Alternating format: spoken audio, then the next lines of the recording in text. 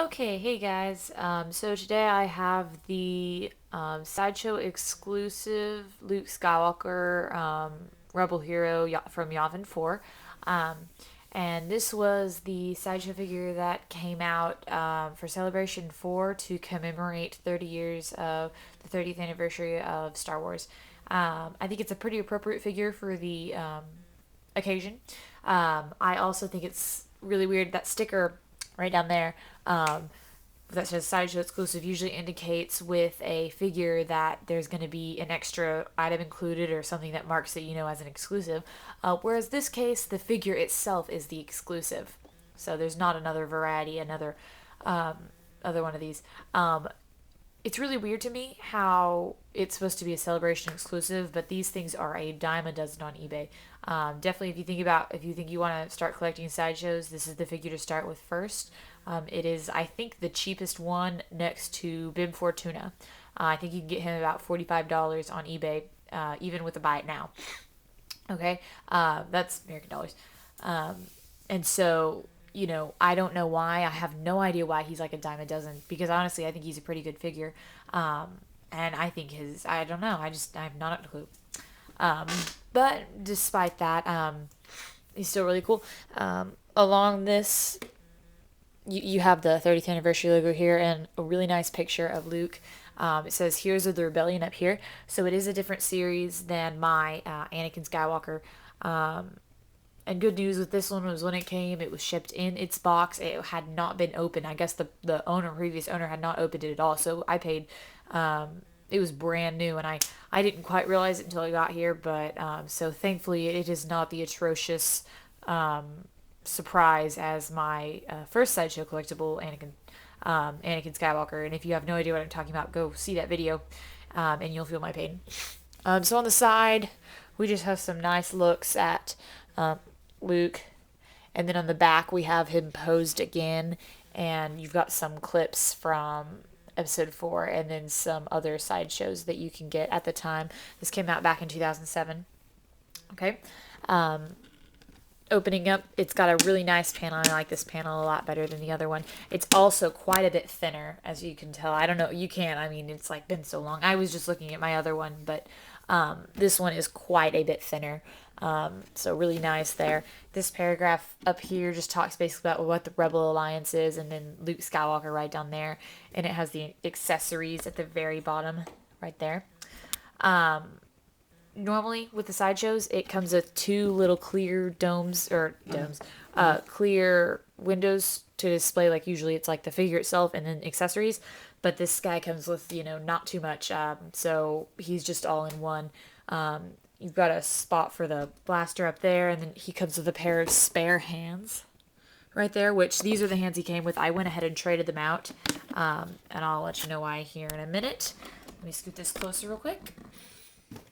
Okay, and so onto the figure itself. Alright, scoot it back a little bit.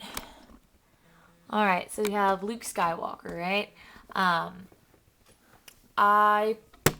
on. Let's see where to start. Not a bad figure at all for the price that you pay. Let me see if we can. His face sculpt is pretty good. He even has that little mole that Mark Hamill has on his cheek. You can tell right there.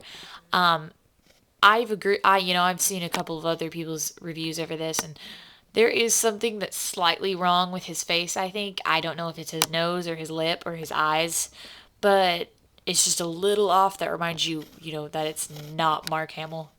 But other than that, I think he's pretty okay, especially with the face. I mean, it's pretty good. Sideshow's gotten a lot better at making their figures, in my opinion. But this is a good one. This is back in 2007, so his hair is really good. He's definitely better than, like a 12-inch, Kenner or Hasbro figure of this. So, that's that. Let's see. He's got this really nice jacket. It's made out of really good material, and he's got these like stripes down the side, and they're like they are like padded. So the jacket is really, really, really nice. Kind of giving you a bit of a 360 view. You can tell I've got it up here, so that's why it's kind of poofed out at the back. You've got some air right here.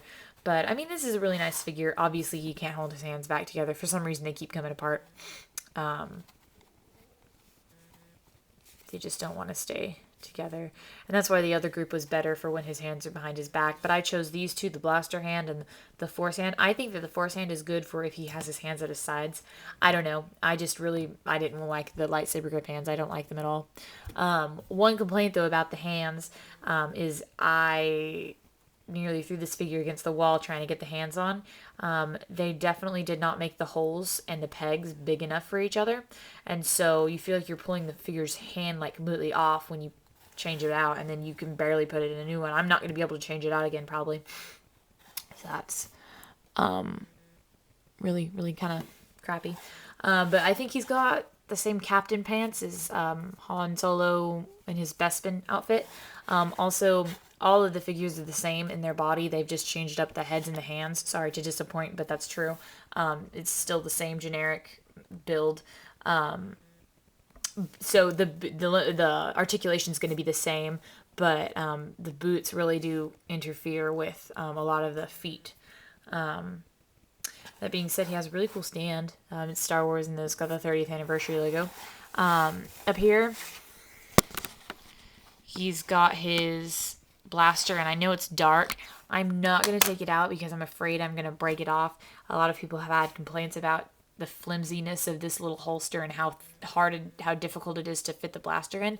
Honestly, to me, when the blaster's out, it looks like Leia's blaster, very dainty, kind of feminine.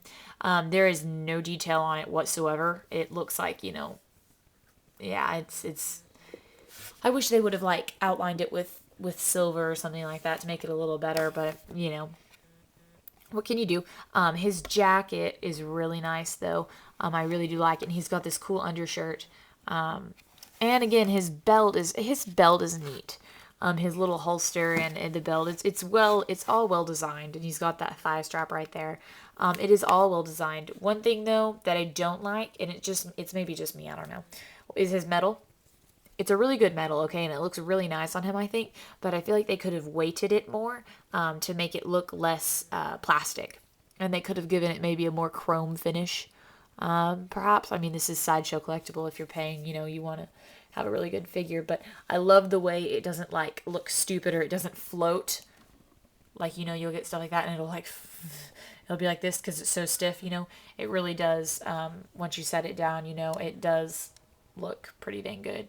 I think, and his best position is honestly standing back in the way he is in the movie and the way the box portrays him.